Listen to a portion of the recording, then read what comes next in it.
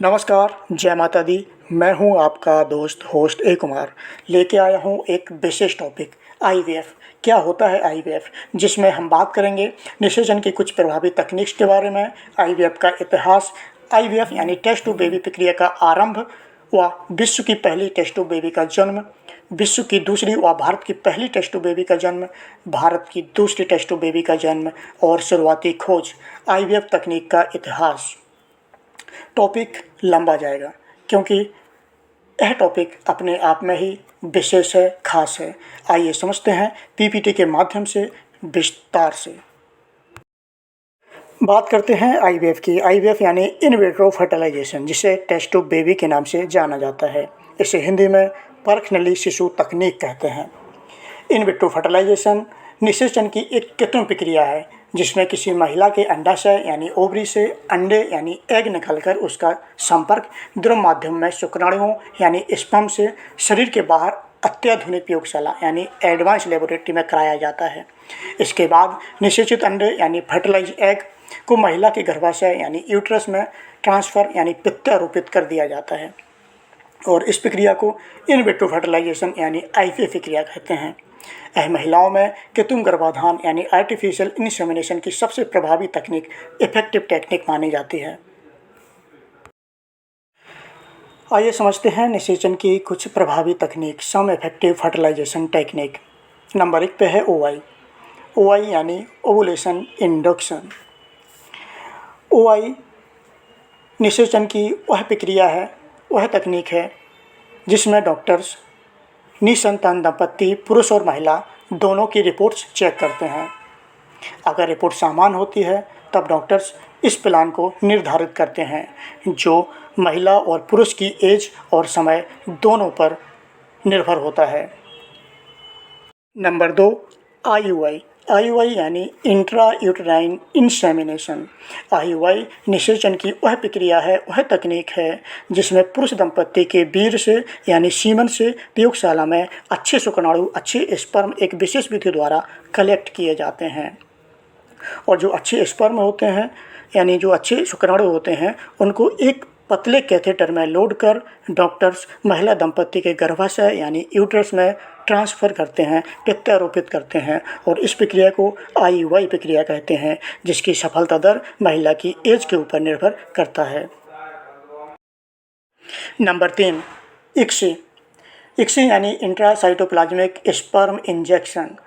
ICSI IVF की वह तकनीक है जिसका प्रयोग उस स्थिति में किया जाता है जब अंडों की संख्या यानी कि महिला अंडों की संख्या कम होती है या फिर शुक्राणु यानी स्पर्म अंडाणु यानी एक से क्रिया करने लायक बेहतर अवस्था में नहीं होते हैं, जिसमें माइक्रो मैनिपुलेशन तकनीक द्वारा शुक्राणुओं यानी स्पर्म को सीधे अंडाणुओं में इंजेक्ट कराया जाता है और इस प्रक्रिया को इक्सी प्रक्रिया कहते हैं।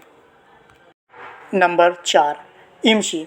Intracytoplasmic morphologically select sperm injection. यह तकनीक इक्सी प्रक्रिया का एक संशोधित यानी मॉडिफिकेशन आविष्कार है। इम्सी आईवीएफ के दौरान इस्तेमाल की जाने वाली एक विधि है जिसमें डिजिटल इमेजिंग माइक्रोस्कोप यानी हाई मैग्नीफिकेशन माइक्रोस्कोप के माध्यम से शुक्राणुओं का मूल्यांकन और चयन किया जाता है, यानी कि अच्छे स्पर्म को सेलेक्ट किया जाता है, जिसके बाद शुक्राणु यानी स्पर्म को अंडे में इंजेक्ट कर दिया जाता है। अतः इम्सी एक उन्नत तकनीक है जो उच्च गुणवत्ता वाले शुक्राणुओं यानी स्पर्म्स की पहचान कर सकती है।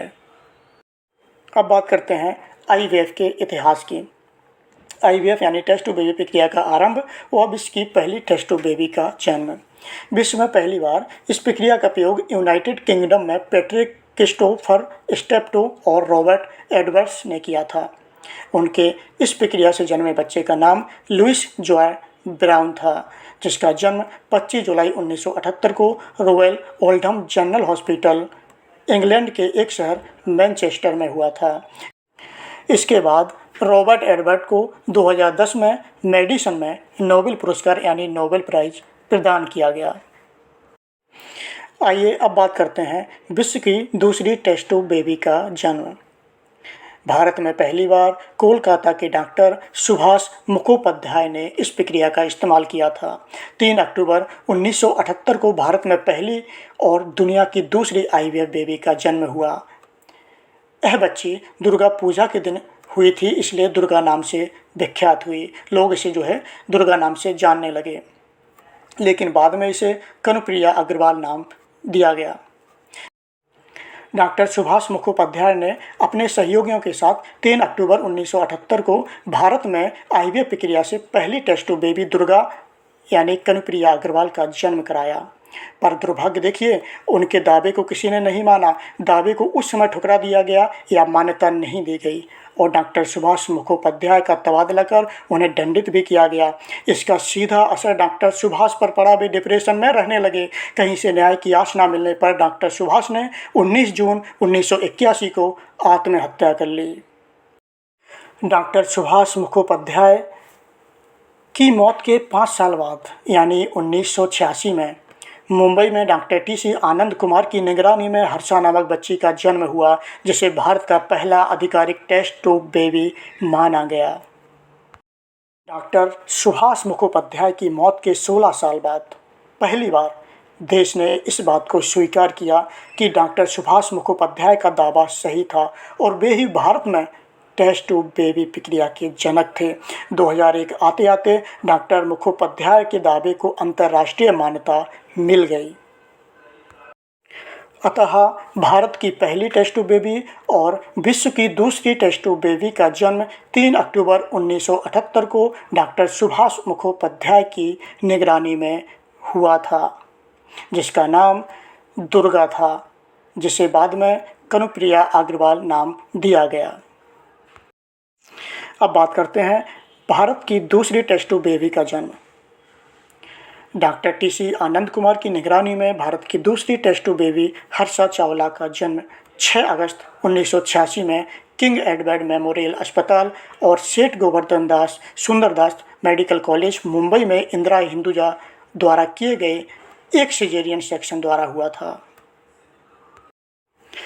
आज आईवीएफ तकनीक निसंतान दंपतियों के लिए एक नई आशा की किरण है। आईवीएफ तकनीक उन करोड़ों महिलाओं और पुरुषों के लिए क्रांति की तरह है जो कुछ कारणों से माँ बाप नहीं बन पाते थे। आज आईवीएफ तकनीक के जरिए लाखों माँ बाप संतान सुख पाने में सक्षम रहे हैं। इस तकनीक के बिना लाखों करोड़ों महिलाएं माँ बनने के सुख से वंचित रह जाती थीं। अब बात करते हैं आईवीएफ की शुरुआती खोज, आईवीएफ तकनीक का इतिहास। महिला को यह सुख दे पाने की तकनीक इजाद यानी इन्वेंटेड करने के पीछे भी एक महिला का ही हाथ है। आइए जानते हैं क्या है इस आईवीएफ तकनीक का इतिहास, कौन थी वह महिला वैज्ञानिक और कैसे हुआ इस तकनीक का इजाद। आइए समझते हैं विस्तार से। ये कहानी उस महिला वैज्ञानिक की है जिसने मां न बन पाने के दर्द को समझा और इसके खात्मे के लिए दवा भी तलाशी। इस महिला वैज्ञानिक का नाम है मिरियम फैडमैन मैनकिन। मिरियम फैडमैन मैनकिन एक अमेरिकी वैज्ञानिक थी जो डॉक्टर जॉन रॉक के साथ इन विट्रो फर्टिलाइजेशन अनुसंधान के लिए सबसे प्रसिद्ध थी। फरवरी 1944 में वह शरीर के बाहर मानव जीवन की कल्पना करने वाली पहली व्यक्ति बनी। मैनकिन का जन्म 8 अगस्त 1901 को रीगा रूसी साम्राज्य में हुआ था।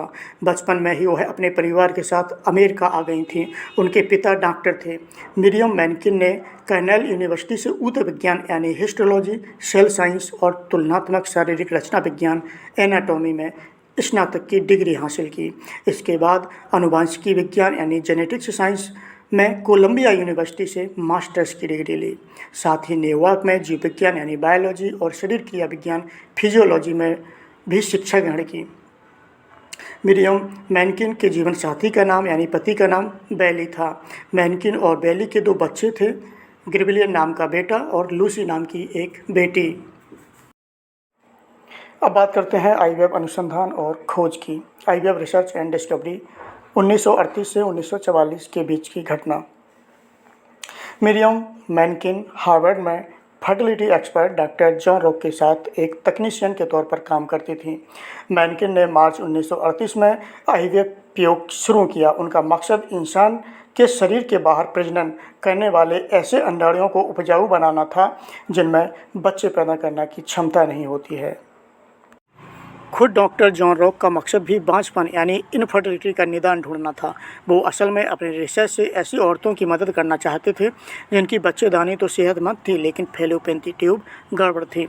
इस काम में मिरियम मैनकिन ने भी कोई कसर नहीं छोड़ी थी। करीब 6 साल की मशक्क़त और लगातार मिलने वाली नाकामियों के बाद शुक्रवार सुबह 6 फरवरी 1944 में मिरियम मैनकिन को कामयाबी मिली, जब उन्होंने अपनी लैब में देखा कि जिस स्पर्म यानी कि शुक्राणु को उन्होंने अंडे के साथ यानी कि एग के साथ रखा था वो एक हो गए हैं और कांच की डिश में इंसानी भ्रूण यानी एम्ब्रियो बनना शुरू हो गया है।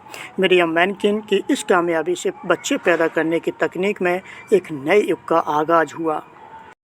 विज्ञान पत्रिका ने 4 अगस्त 1944 को in vitro fertilization and cleavage of human ovarian eggs लेख में उनके निष्कर्ष प्रकाशित किए। Associates press, the New York Times और टाइम पत्रिका ने बाद के दिनों में खोज के बारे में बताया। मार्च 1938 में मैनकिन ने अपना आईवीएफ शोध शुरू किया। जनता ने डॉक्टर जॉन रॉक और मिरियम मैनकिन की खोज को बच्चे पैदा करने में बांझ दंपतियों की सहायता करने की दिशा में एक सकारात्मक कदम के रूप में माना।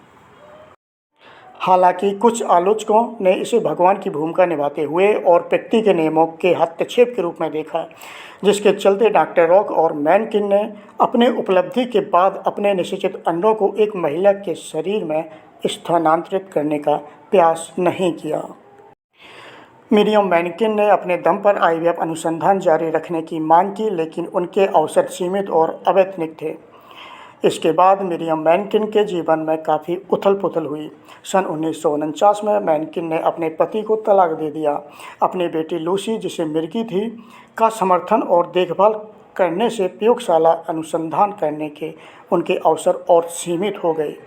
मैनकिन के जाने के बाद डॉक्टर रॉक की प्रयोगशाला में आईवीएफ अनुसंधान बंद हो गया था, क्योंकि वह मिरियम मैनकिन के काम को जारी रखने के लिए तकनीकी कौशल के साथ किसी अन्य वैज्ञानिक को खोजने में असमर्थ थे। सन 1950 में मिरियम मैनकिन ने डॉक्टर जॉन रॉक की प्रयोगशाला में लौटने के प्रस्ताव को स्वीकार कर लिया। जब वह लौटी तो मिरियम मैनकिन ने प्रयोगशाला पुनर्जीवित करने का प्रयास किया, लेकिन उस समय तक डॉक्टर जॉन रॉक ने अपना प्राथमिक ध्यान जन्म नियंत्रण की गोली यानी कि बर्थ कंट्रोल पिल्स शोध पर केंद्रित कर दिया था और मिरियम मैनकिन आईवीएफ पर थोड़े समय के लिए ही काम कर पाईं। उन्होंने डॉक्टर जॉन रॉक की प्रयोगशाला में काम करना जारी रखा, गर्भ निरोधक पर उनके शोध और प्रकाशनों में उनकी सहायता की, लेकिन आईवीएफ को आगे बढ़ाने का एक और अवसर उन्हें कभी नहीं मिला। मिरियम मैनकिन की मृत्यु 8 जून 1992 को 90 वर्ष की आयु में संयुक्त राज्य अमेरिका में उन्होंने अपनी अंतिम सांसें लीं। 2017 में अमेरिका में सबसे ज़्यादा 2,84,385 महिलाओं ने इस तकनीक से गर्भधारण किया। इनसे 78,052 बच्चे दुनिया में आए। मेडिकल साइंस के इतिहास में एक कोई रातों रात होने वाला करिश्मा नहीं था, बल्कि बरसों की मेहनत, तकनीकी महारत और सब्र का नतीजा था। मिरियम मैनकिन की यह खोज लाखों करोड़ों महिलाओं के जीवन में मां बनने की खुशी लेकर आई। आज इस तकनीक के जरिए कई महिलाएं मां बन पाती हैं। आईवीएफ तकनीक द्वारा ऐसे कई महिलाओं के मां बनने का सपना साकार होने लगा है जो इसकी उम्मीद खो चुकी थी। आज इस तकनीक को दुनिया भर में इन विट्रो फर्टिलाइजेशन यानी आईवीएफ तकनीक के नाम से जाना जाता है। इस तकनीक द्वारा मनचाहे गुणों वाली संतान और बहुत से रोगों से जीवन पर्यंत सुरक्षित संतान उत्पन्न करने के प्रयास अभी भी जारी हैं।